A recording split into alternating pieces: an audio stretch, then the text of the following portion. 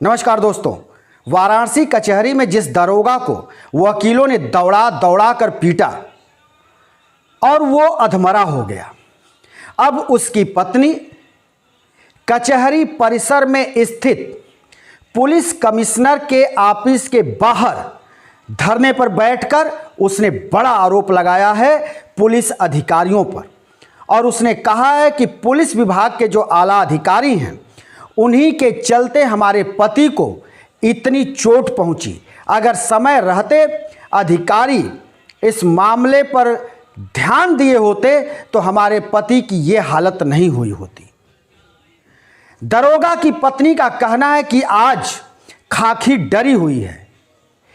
पत्नी का कहना है दरोगा के कि हमारे पति दरोगा हैं, एसआई हैं पुलिस डिपार्टमेंट में, और जिस वक्त उनको वकीलों ने दौड़ा दौड़ा कर घसीट कर कचहरी में पीटा, उस वक्त वो वर्दी में थे, यानी ड्यूटी में थे।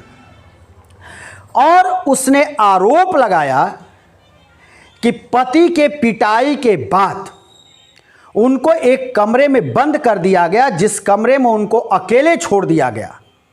घंटों वो तड़पते रहे और वहां से अपने अधिकारियों को फोन लगाते रहे, लेकिन किसी अधिकारी ने उनकी नहीं सुनी और उनको समय रहते उनको इलाज भी मुहैया नहीं कराया गया। तो उसने ये बड़ा आरोप लगाया है और उसने मांग की है शासन प्रशासन से कि तमाम उन अधिकारियों पर कार्रवाई हो जिन अधिकारियों को हमारे पति ने फोन कर गुहार लगाई जान बचाने की, और वे अधिकारी उनकी नहीं सुने। अब उनके ऊपर कार्रवाई होनी चाहिए। यह ठीक है कि मार खाए हुए दरोगा की पत्नी अपने परिजनों के साथ पुलिस कमिश्नर के ऑफिस के बाहर धरने पर बैठकर अपनी मांग रख रही थी, लेकिन इस बात का भी ध्यान देना चाहिए कि जो आम व्यक्ति होता है जब वो थाने में फरियाद लेकर पहुंचता है तो फिर थाने में पुलिस उसके साथ जो बर्बरता करती है, कभी कभी उसकी पिटाई कर देती है या फिर पुलिस कस्टडी में उसकी जान चली जाती है, उसका क्या? उसकी भी बात होनी चाहिए। और ये बात होनी चाहिए कि पुलिस बर्बरता आखिर क्यों करती है। हम इसके पक्षधर नहीं हैं कि ये प्रत्युत्तर का मामला है। प्रत्युत्तर का मामला ये कि जिस तरह से बड़ा गांव में तैनात एसआई मिथिलेश प्रजापति, जिसको कि वकीलों ने दौड़ा दौड़ा कर पीटा, तो मिथिलेश कुमार प्रजापति पर यह आरोप जो है कि मिथिलेश प्रजापति जब थाने में एक अधिवक्ता वहां पहुंचा था और वो गया था अपने मामले की पैरवी करने, मोहित जिसका नाम है, तो जब मोहित वहां गया अधिवक्ता अपनी पैरवी करने, तो फिर मोहित के साथ दरोगा मिथिलेश को क्यों मारपीट करनी पड़ी और मारपीट करके घायल क्यों कर दिया? खैर, हम इस सब के पक्ष में नहीं बता रहे हैं, लेकिन जो हकीकत है वो बताना जरूरी है। अगर मिथिलेश प्रजापति अधिवक्ता मोहित को मारपीट कर घायल नहीं किया होता तो वकीलों में इतना आक्रोश नहीं होता और फिर ये मिथिलेश प्रजापति को कचहरी के अंदर अधिवक्ता दौड़ा दौड़ा कर क्यों पीटते? ये एक बड़ा सवाल खड़ा होता है। लेकिन अधिवक्ता, अब इसमें यह बात है कि भाई अधिवक्ताओं को भी ऐसा नहीं करना चाहिए और पुलिस को भी ऐसा नहीं करना चाहिए कि वो कोई जाए फरियाद लेकर तो उसकी पिटाई करे या उसको कस्टडी में रखे और उसकी मौत हो जाए। पुलिस कमिश्नर ऑफिस के बाहर जिस वक्त पर घायल दरोगा की पत्नी और परिजन वहां धरने पर बैठे थे, तो सीओ रैंक की एक महिला पुलिस अधिकारी उनसे बात करने आई, और जो सीओ रैंक की महिला अधिकारी उनसे बात करने आई वो बार बार कह रही थी कि किसी को बख्शा नहीं जाएगा, किसी को छोड़ा नहीं जाएगा, जो दोषी होंगे उनको जेल भेजा जाएगा। इसी के साथ उस महिला अधिकारी के तरफ से ये सुना गया कि वो बोल रही थी कि चाहे वो पत्रकार हो, पुलिस हो, वकील हो, अगर कोई गलत करेगा तो उसके ऊपर कार्रवाई होगी। ठीक है, कार्रवाई होनी चाहिए, लेकिन पुलिस की जो प्रताड़ना है, जो पुलिस बेलगाम है, उस पर भी तो कार्रवाई हो, उस पर भी तो अंकुश लगना चाहिए। इन अधिकारियों को उनको भी तो बताना चाहिए, उनके लिए गाइडलाइन तो जारी करना चाहिए कि अगर कोई थाने में फरियाद लेकर आता है या कोई अपनी मजबूरी कहता है तो उनको उल्टे तुम डंडा क्यों मारते हो, इस बात का भी जिक्र होना चाहिए। अधिवक्ता तो खार खाए बैठे थे। लगातार 2 मामले शहर में हुआ था जिसको लेकर अधिवक्ता काफी गुस्से में थे, नाराज थे। जिस दिन मिथिलेश प्रजापति की वकीलों ने पिटाई की, उसके ठीक पर 2 दिन से लगातार 2 वकीलों के साथ ज्यादती हुई। एक वाराणसी के रथ यात्रा चौराहे पर शिव प्रताप सिंह अपनी पत्नी के साथ जा रहे थे, जिनको कि बीच रोड में रोका गया और डायवर्जन का हवाला देकर उनसे कहा सुनी जब हुई तो उसके बाद वहां पर तैनात एक एसआई ने उनके ऊपर डंडा बरसा दिया और वो गंभीर रूप से घायल हुए, जिनको बीएचयू के ट्रॉमा सेंटर में भर्ती कराना पड़ा।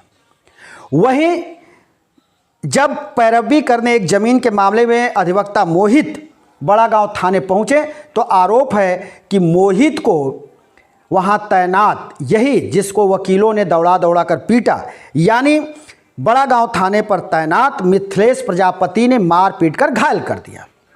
उसके बाद उस अधिवक्ता मोहित को भी हॉस्पिटल ले जाना पड़ा। यही खुन्नस खाए ये अधिवक्ता बैठे थे। तभी मिथिलेश प्रजापति एक अपने आरक्षी के साथ पहुंच गए कोर्ट और वहां उनको कोई पेपर लेना था, जहां अधिवक्ताओं ने उनको पहचान लिया और उनकी ताबड़तोड़ पिटाई शुरू कर दी। दौड़ा दौड़ा कर पीटा, कचहरी परिसर में घसीट घसीट कर पीटा और अधमरा कर दिया। इतना मारा कि वो अधमरा हो गए। अधिवक्ताओं को खैर ऐसा लगा कि लगता है कि अब ये मर गए। तब अधिवक्ताओं के बीच कुछ पुलिस वालों ने हौसले को दिखाते हुए जाकर के उनके चंगुल से छुड़ा करके दरोगा को बाहर निकाला। दरोगा को भी बीएचयू के ट्रॉमा सेंटर में भर्ती कराया गया, जहां हालत गंभीर बताई गई।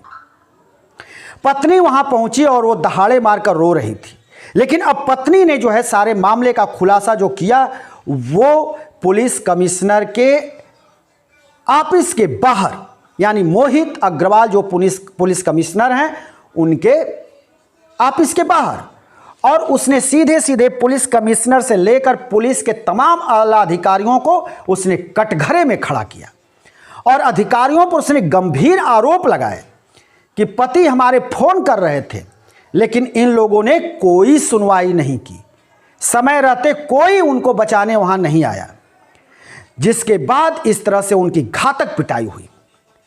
परिजनों ने कहा कि हमको न्याय चाहिए। हो सकता था कि उनकी इस पिटाई में जान चली जाती तो फिर हमको क्या मिलता, सिर्फ आश्वासन मिलता। पुलिस के बड़े बड़े अधिकारी घर जाते और क्या करते, श्रद्धांजलि देते, घाट पर जाकर सिर्फ उनको अंतिम विदाई का सैल्यूट देते। मिलता हमको क्या, हम तो खो देते। लेकिन इन गार्जियन ने जो ये जाकर वहाँ विरोध कर रहे हैं, जो वहाँ धरने पर बैठे हैं, पूरी तरह से जायज़ है। हम इसको ये नहीं कह सकते कि ये गलत मांग है या गलत हो रहा है, लेकिन तमाम लोग पीड़ित होते हैं पुलिस से। पुलिसिया उत्पीड़न बहुत से लोग झेलते हैं। पुलिस उनको गलत तरीके से पीटती है, फंसाती है। तमाम ऐसी खबरें आती हैं कि लोग पुलिस उत्पीड़न से ऊब कर वो जान दे देते हैं, लेकिन उस वक्त उनकी पीड़ा, उनके परिजनों की पीड़ा कोई नहीं सुनता। तो ये दो तरफा बात नहीं होनी चाहिए। अगर वकील गलत हैं तो वो भी गलत हैं, पुलिस गलत है तो पुलिस भी गलत है। कोई गलत है तो उसको गलत कहना चाहिए, ना कि एक तरफा व्यवहार हो। अब पता चला कि पुलिस ने अधिवक्ता को मारा या तो अधिवक्ता ने पुलिस को मारा, तो अधिवक्ता पूरी तरह से उतर जाए अपने साथी को बचाने में और पुलिस उतर जाए अपने विभागीय साथी को बचाने में। तो इस तरह से नहीं होना चाहिए। अगर एक दूसरे अपने अपने विभाग को बचाने में लग जाएंगे, अपने अपने लोगों को दोष मुक्त कराने में लग जाएंगे, तो फिर न्याय किसी को नहीं मिलेगा। ये तो अधिवक्ता और पुलिस की बात के बीच की बात है। आम आदमी का कौन सुनेगा? आम आदमी की बात कौन करेगा? आम आदमी तो वहाँ धरने पर भी नहीं बैठ पाएगा। धरने पर बैठने जाएगा तो उसको 4 लाठी मार करके भी यही पुलिस वाले वहाँ से खदेड़ देंगे, भगा देंगे, तो जाएगा कहाँ? तो उत्तर प्रदेश में जो लॉ एंड ऑर्डर है वो बुरी तरह से इस समय ध्वस्त है। अभी गाजीपुर में ले लीजिए, गाजीपुर के नौनहरा थाना अंतर्गत कुछ लोग थाने के अंदर बैठकर शांतिपूर्ण रूप से धरना दे रहे थे। वहाँ पर पुलिस ने बर्बरता दिखाई, रात को लाइट बंद कर, गेट बंद कर, जिस तरह से लाठी चलाई, उसमें एक युवक की सियाराम उपाध्याय की मौत हो गई, जिसको लेकर अभी गाजीपुर का मामला गर्म है। तब तक इधर जो है वकील और पुलिस के बीच इतनी बड़ी झड़प, जिसमें निश्चित तौर पे दरोगा की जान जा सकती थी, इसको जायज़ नहीं ठहराया जा सकता। दोनों तरफ, किसी तरफ हम नहीं है, न वकीलों के पक्ष में न दरोगा के पक्ष में। लेकिन अगर न्याय हो तो दोनों को न्याय मिले।